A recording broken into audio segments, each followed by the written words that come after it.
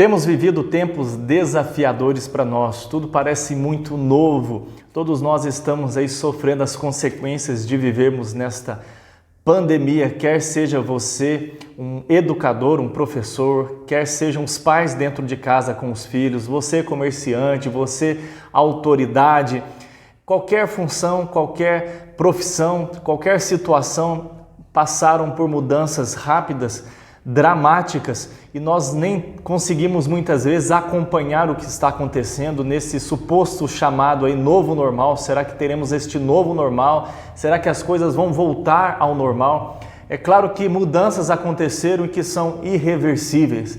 E nem toda mudança foi ruim, apesar da situação ser extremamente difícil, vidas foram perdidas, pessoas estão doentes nos hospitais, profissionais esgotados que lidaram diretamente com esta questão e nós lamentamos muito por isso, mas em meio a toda esta crise, coisas boas também surgiram. A crise é uma oportunidade de surgirem coisas novas, de surgirem coisas boas.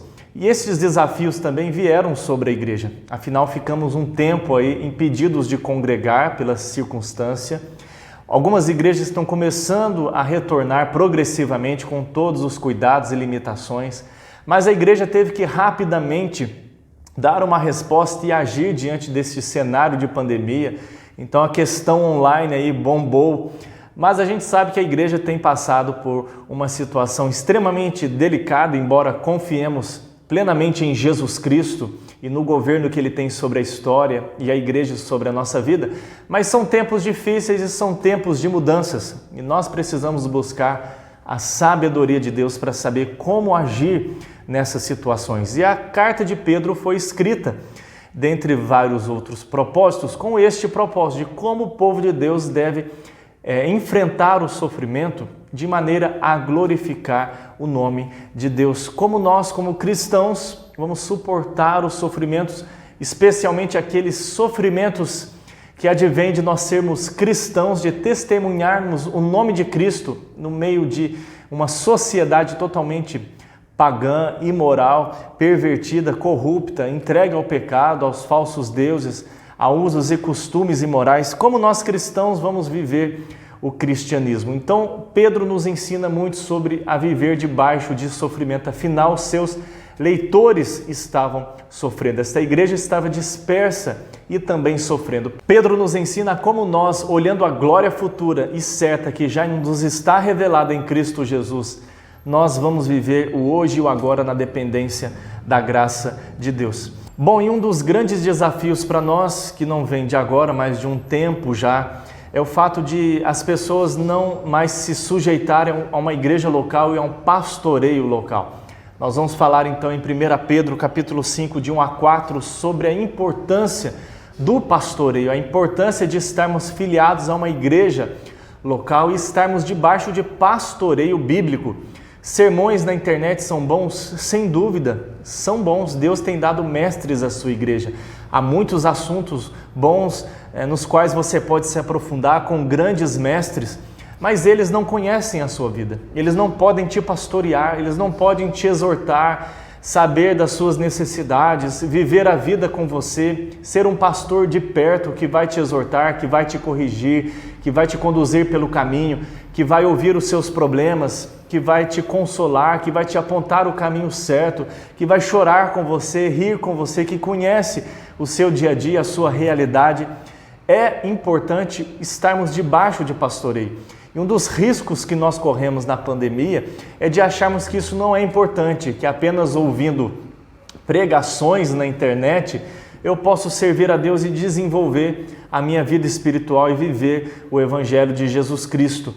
E muitas vezes nós nos enganamos assim e vamos vivendo um evangelho individual, egoísta. Nós deixamos de exercer os nossos dons, nós deixamos estes mandamentos de mutualidade do evangelho, de mútua edificação. Perdemos a noção da importância de congregar, da importância de estarmos juntos como um corpo de Cristo, cultuando a Deus, sendo ensinados, exercendo os dons, administrando os sacramentos, evangelizando, recebendo novos membros. E tudo mais que a vida cristã nos proporciona e que é o nosso dever e privilégio. Embora este texto seja primeiramente aos pastores, é um rogo, né?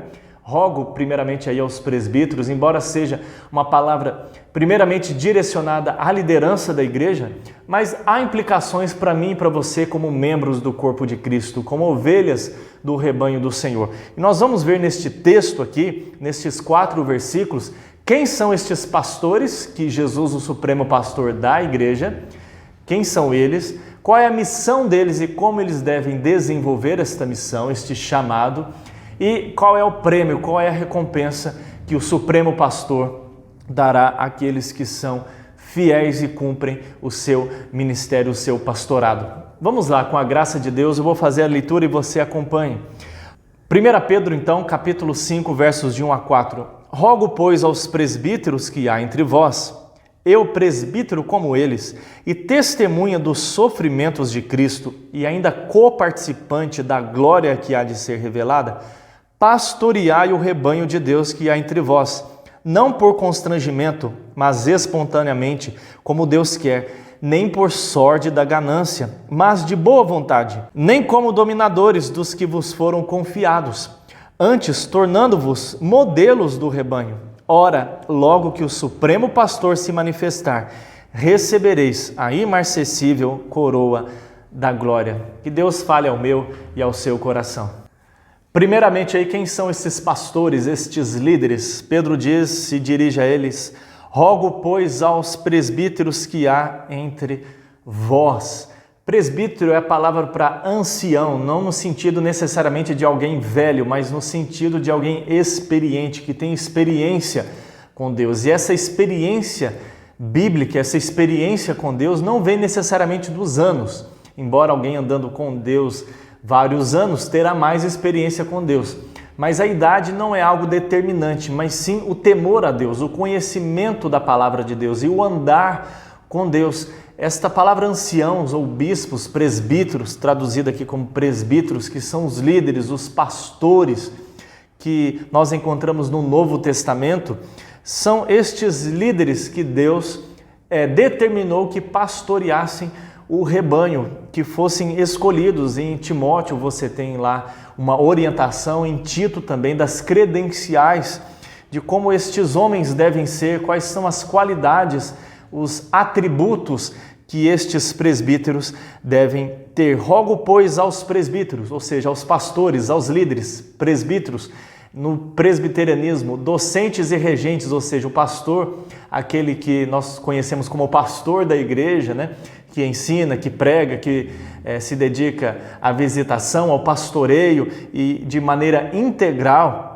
E também aos presbíteros que formam o conselho, que também são pastores, embora não se dediquem de maneira integral, mas devem zelar também pelo pastoreio, devem também estar atentos às necessidades do rebanho, a visitar, a acompanhar, podem e devem também ensinar, embora não se dediquem exclusivamente ao ministério, têm uma outra atividade, mas também são pastores do rebanho e responsáveis pelo rebanho que Deus colocou em suas mãos. Então rogo, pois, aos presbíteros que há, observe aí, entre vós, ou seja, eles estão no meio do povo, afinal eles saíram do povo, foram assim ordenados presbíteros, mas são membros do corpo de Cristo, também são cristãos, são também ovelhas, fazem parte do corpo. E esta ideia entre vós traz a ideia de relacionamento, de alguém que está presente, não é alguém que está longe de fora, pela internet, pelo YouTube, e que não te conhece, não sabe o seu nome, não caminha com você, não sabe as suas lutas e as suas vitórias. Não, ele está entre eles. É também uma ovelha entre as outras, embora tenha sido chamado para esta função de liderança, mas ele hierarquicamente não é melhor do que as ovelhas diante de Deus. Ele não está num pedestal intocável de que ele é inquestionável, inerrante e tem uma autoridade inquestionável sobre o rebanho. Ele está entre o povo. Isso traz a ideia também, a exortação de que o presbítero precisa estar presente, o pastor precisa estar presente na vida das suas ovelhas para conhecer as suas ovelhas, para melhor pastoreá-las. Por isso que você, crente, deve congregar, você deve estar debaixo de pastoreio bíblico. E olha que interessante que Pedro diz, eu presbítero com eles. Olha que Pedro não é somente presbítero, mas apóstolo, comissionado, enviado e autorizado pelo próprio Senhor Jesus Cristo. Os seus escritos inspirados, ele é como um dos fundamentos da igreja, como diz Paulo lá aos Efésios, que os apóstolos, a doutrina dos apóstolos, não os apóstolos em si, mas a doutrina dos apóstolos é o fundamento da igreja, que é o que nós temos hoje, que é a Bíblia Sagrada, a Escritura, a Palavra de Deus. Mas olha como Pedro não pensava além de si mesmo, como alguns ramos do cristianismo colocam Pedro como se ele fosse alguém infalível, o primeiro Papa. Pedro se coloca como um entre eles, eu sou presbítero como eles são. Olha a humildade do apóstolo Pedro, e que muitas vezes nós queremos retirar essa humildade que ele mesmo aqui coloca. E, aliás, ele vai falar de humildade a partir do verso 5, mas ele se coloca como mais um entre aqueles presbíteros. Embora ele esteja exortando estes presbíteros com a sua autoridade apostólica, mas ele se coloca como um presbítero no mesmo nível que os demais. E ele diz mais: testemunha dos sofrimentos de Cristo e ainda coparticipantes da glória, ou coparticipante da glória que há de ser revelada. Pedro aqui diz que ele participou dos sofrimentos de Cristo, ele foi testemunha do sofrimento de Cristo. E eu acho isso maravilhoso porque Pedro expressa que isso é muito claro, também no que ele vai dizer mais à frente acerca das ciladas de Satanás. Mas ele coloca aqui que ele conviveu com Jesus Cristo, ele participou dos sofrimentos, ele estava lá no Getsêmani, ele estava até os últimos momentos, embora tenha negado a Cristo Jesus, mas ele testemunhou dos sofrimentos de Cristo e também testemunhou da glória do Senhor Jesus. Por exemplo, no Monte da Transfiguração, ele teve ali uma prévia do Cristo glorificado. Ele viu Jesus ressurreto, quando ele é restaurado, perdoado pelo Senhor Jesus, comissionado novamente para pastorear. Aquele texto que diz: Pedro, tu me amas, então apacenta o meu rebanho. É muito provável que Pedro tenha isto em mente quando está escrevendo aqui. Tudo que ele viveu com o Senhor Jesus. Então, o ministério de Pedro, o que ele escreve aqui, não é simplesmente uma teoria, uma intelectualidade, mas é algo que ele viveu, que ele experimentou, é fruto da sua experiência pessoal e real com Jesus Cristo.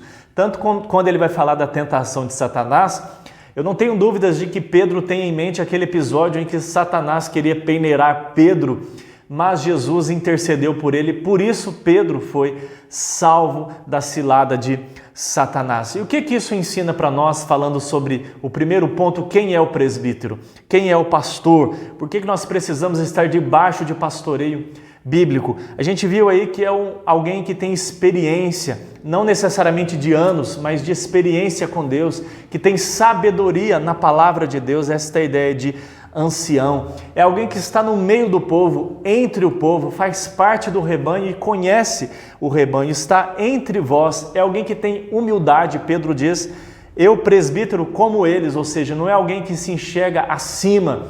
A gente vê igrejas em que a igreja gira em torno de uma pessoa só, a pessoa se torna uma celebridade, a pessoa se torna um ídolo mais importante do que Jesus. Na igreja, ao invés de ter referências a Cristo e ao Evangelho, tem a foto do fulano lá, porque o ministério e a igreja gira em torno dele e não de Jesus Cristo e das Escrituras e do Evangelho da graça de Deus. Então é alguém que tem humildade de não se ver aquém nem além de ninguém, tem um senso crítico de quem ele é, um senso de quem ele é diante de Deus e dos homens. E é alguém que tem vivência com Cristo Jesus, é alguém que tem experiência com Jesus Cristo, que participa dos seus sofrimentos e da sua glória. Claro que nós não vamos participar como Pedro participou, mas nós participamos pela vivência com Cristo, uma experiência real de conversão, de caminhada com Jesus. É alguém que tem relacionamento diário com Cristo, que anda com Deus, que conhece o Jesus da palavra, os sofrimentos de Cristo no ministério e também nas glórias reveladas nas Escrituras Sagradas. É tanto que Pedro, na segunda carta, vai dizer que nós que temos as Escrituras fazemos bem em atendê-la. E ele vai dizer que ele foi testemunha ocular de muitas coisas, mas ele diz algo maravilhoso: vocês que têm as Escrituras, vocês estão em vantagem, porque agora vocês têm o todo. Eu vi uma parte do quebra-cabeça, eu vi uma parte do quadro, mas vocês agora com as Escrituras têm o todo. Fazei bem atendê-la, pois ela é como uma luz que brilha em lugar tenebroso. Então o pastor precisa ter relacionamento com Jesus Cristo.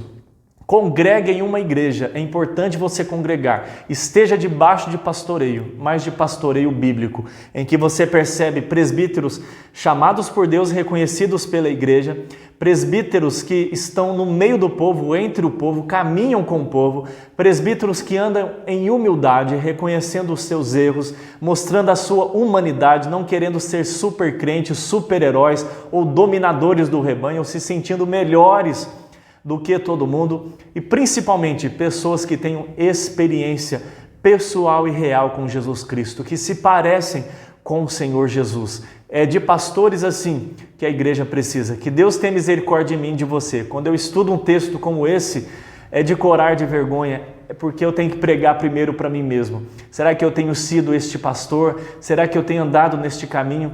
Deus tenha misericórdia da minha vida, dos demais pastores e da sua igreja.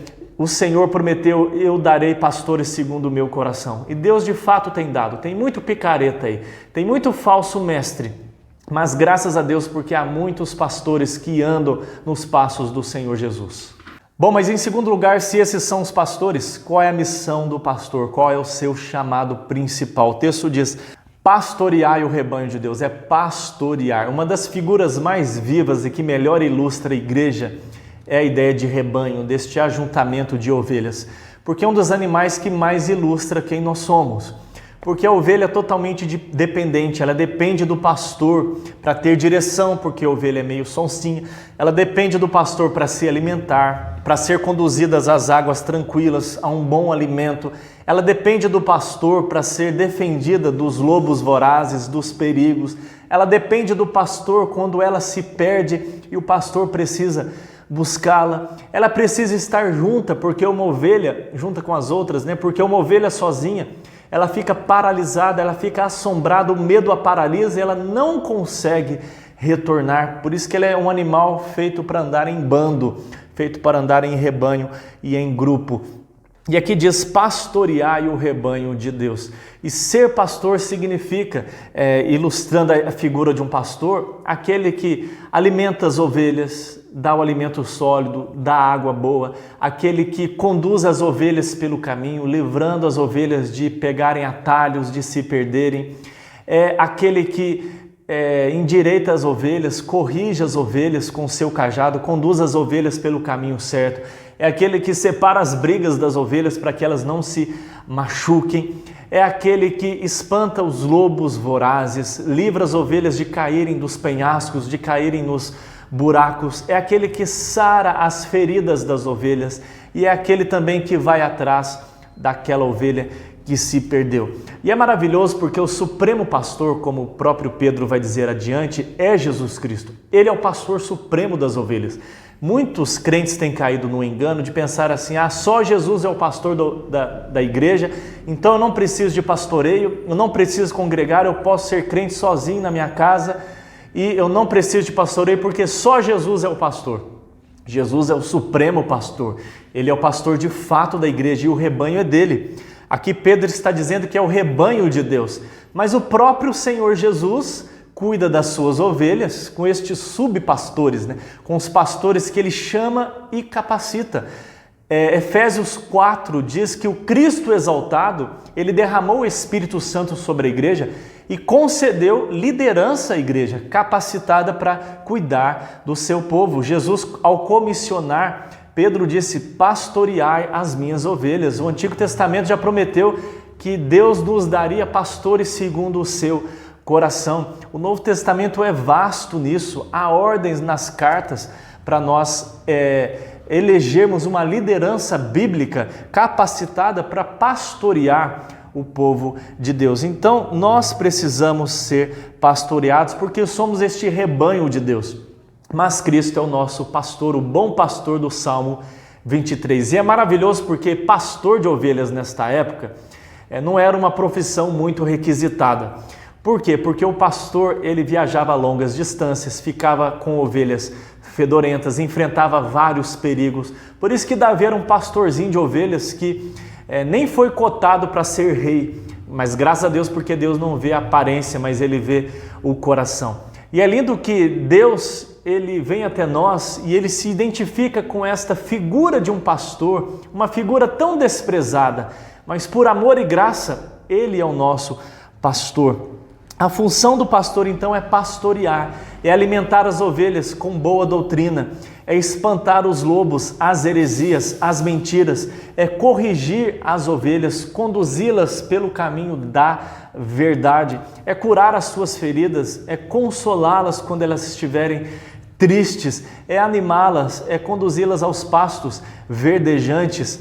Este é o papel do pastor, é buscar aquela que se perdeu, claro, na dependência de Deus e do Espírito Santo. Lá em Atos 20 e 28, Paulo diz o seguinte: atendei por vós e por todo o rebanho sobre o qual o Espírito Santo vos constituiu bispos, para pastoreardes a igreja de Deus, a qual ele comprou com o seu próprio sangue. Olha que interessante, atendei por vós, ou seja, cuide de sua vida espiritual, e é o mesmo que Paulo vai dizer a Timóteo, tem cuidado de ti primeiro e da doutrina, atendei por vós e por todo o rebanho, pela igreja de Cristo, sobre o qual quem? O Espírito Santo vos constituiu bispos, pastores, mestres, presbíteros, anciãos. É o Espírito Santo quem constituiu, claro, com preparo, com a vivência no Evangelho, com o aval da igreja, com a preparação no seminário para isso, com o reconhecimento por meio de uma eleição, pela validação do presbitério. Vos constituiu bispos para pastorear, para fazer o quê? Pastorear a igreja de quem? De Deus. A igreja não é do pastor, a igreja não é do ministério tal, a igreja não é do fulano de tal, a igreja é de Deus, só tem um dono a igreja e é Deus, a qual ele comprou com seu próprio sangue. Ou seja, este Deus aqui é Jesus Cristo, é este Deus que sangra, este Deus homem, Jesus Cristo, que deu a sua vida para comprar este povo, para resgatar, redimir, salvar este rebanho. Então o papel do pastor é pastorear. Então este é o papel principal. Lembra lá de Atos, quando as viúvas estavam sendo esquecidas nas suas necessidades?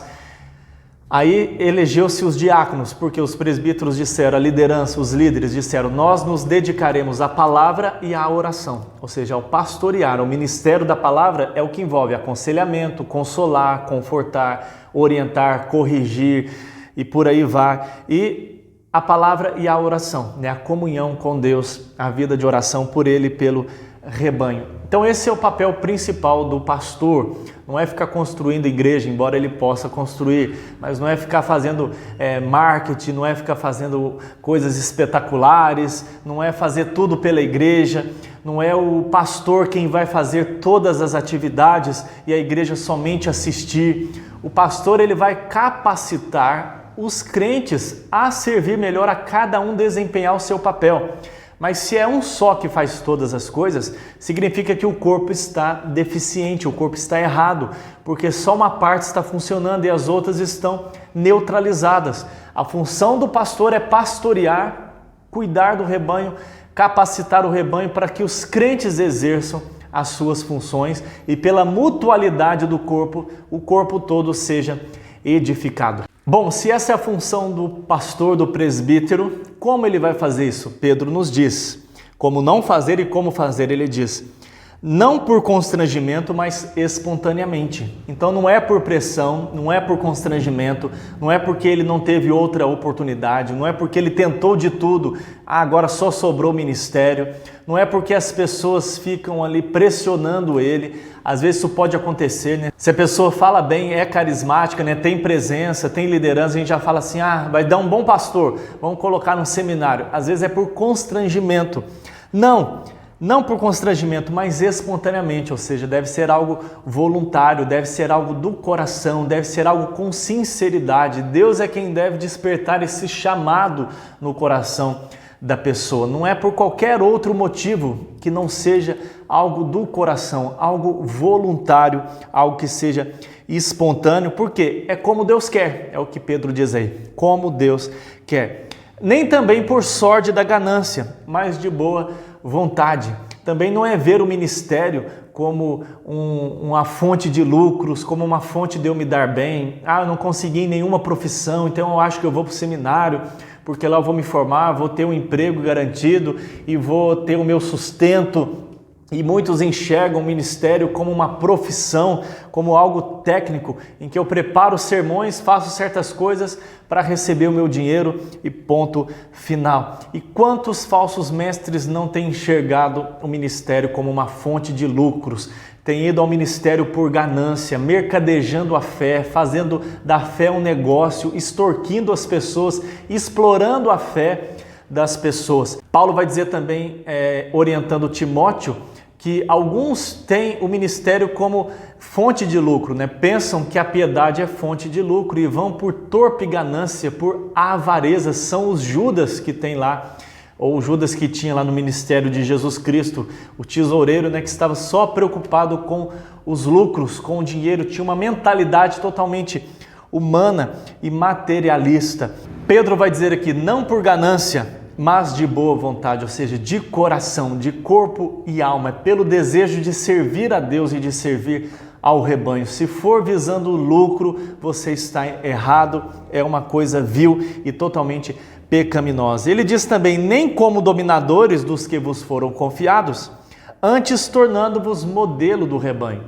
O modelo de pastoreio também não é de um tirano, de alguém que se acha o dono da verdade. Eu mando e vocês obedeçam. Eu sou pastor, então eu estou em posição de liderança. Vocês têm que fazer aquilo que eu quero. Vocês não podem me questionar. Vocês não podem jamais discordar de mim, porque senão vocês vão estar em pecado. E às vezes alguns vão até usar textos fora de contexto para dizer assim, você não pode tocar no ungido do Senhor, pecado de rebeldia é igual feitiçaria, então você tem que ficar quieto e aceitar tudo que eu fizer, porque eu sou ungido de Deus e tudo que eu falo é verdade inquestionável.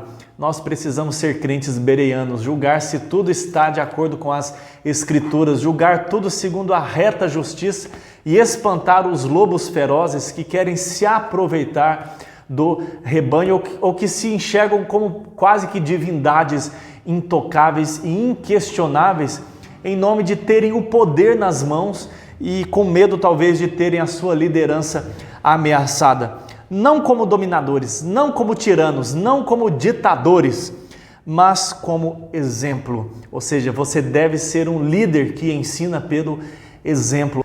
As pessoas têm que enxergar naturalmente em você que você é o líder. Ou seja, não é somente faça o que eu falo, mas não faça o que eu faço. Elas vão aprender pelo exemplo. É claro que você não é perfeito, não é isso. Mas até nisso elas vão poder te imitar. Ou seja, eu sou imperfeito, eu estou sujeito a errar, mas eu ando no Evangelho de Jesus Cristo, no Evangelho da graça, que perdoa, que transforma, que levanta, que santifica, que restaura. É este evangelho dramatizado na vida. Paulo vai dizer a Timóteo, torna-te pessoalmente padrão dos fiéis, padrão no procedimento, nas boas obras e por aí vai.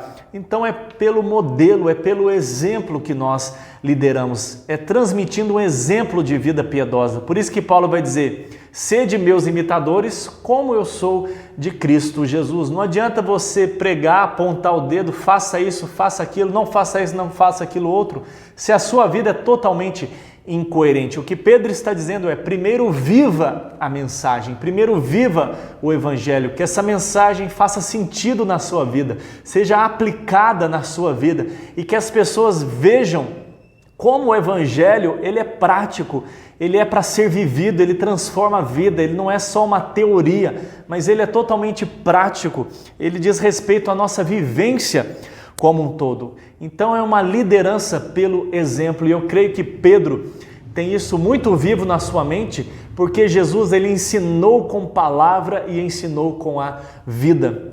Pedro vai falar mais à frente sobre a humildade, que nós devemos nos cingir de humildade, e Jesus fez isso. Jesus liderou pelo exemplo, ele tomou ali um avental, cingiu e lavou os pés dos discípulos. Jesus deu um exemplo de humildade. Ele mesmo vai dizer nesta narrativa, ele vai dizer o seguinte, o servo não é maior do que o seu senhor. Se o Senhor serviu o seu servo, se Jesus serviu os discípulos que estavam ali, nós também devemos fazer o mesmo, ensinar pelo exemplo. Então, o pastor, o que ele deve fazer? Pastorear o rebanho, sabendo que é de Deus, embora o rebanho esteja entre nós. E como ele deve fazer isso? Não por constrangimento, mas de maneira espontânea. Não por ganância, mas de boa vontade. Não como um tirano dominador, mas pelo exemplo. E você precisa estar debaixo de um pastoreio assim e orar pela vida do seu pastor, para que Deus tenha misericórdia dele, para que Deus o ajude, para que Deus o capacite, para que Deus lhe dê sabedoria, graça e misericórdia para pastorear desta maneira em fidelidade a Jesus e em fidelidade à palavra de Deus. Bom, mas nós já vimos o pastor, nós já vimos a sua missão e como ele vai desempenhar e qual é a recompensa. Pedro diz no verso 4, ora, logo que o Supremo Pastor se manifestar, recebereis a imarcessível coroa da glória. Pedro conhecia muito bem o contexto no qual ele estava inserido, da Roma, que dominava praticamente todo mundo conhecido, da Grécia também, esse contexto greco-romano, e eram muito comuns as Olimpíadas, os concursos, né? As atividades ali neste sentido. E muitos recebiam louros de glória, né? Aquelas coroas, mas aquelas coroas murchavam rapidamente. Elas eram corruptíveis, elas eram passageiras, elas tinham prazo de validade. Mas Pedro aqui fala de uma imarcessível coroa de glória, ou seja, uma coroa que não se corrompe, uma coroa que o ladrão não rouba, uma coroa que a ferrugem não come, uma coroa que é de fato gloriosa, permanente, eterna, inviolável. E quem receberá essa coroa? Estes que andam no evangelho da graça de Cristo Jesus. Ora, logo que o Supremo Pastor, aí sim, Jesus é o Supremo Pastor da igreja, ele é o dono do rebanho, ele deu a vida pelo rebanho. E o que ele vai fazer? Ele vai se manifestar, ele voltará, ele vai vir trazendo juízo e trazendo plena salvação ao seu povo e a consumação de todas as coisas. Isso é tanto um estímulo para a fidelidade e a santidade, como um estímulo que traz alegria ao nosso coração, regozijo, ânimo, coragem. E por quê? Porque os pastores devem se lembrar que prestarão contas ao Supremo Pastor, da maneira como nós pastoreamos o rebanho de Cristo Jesus.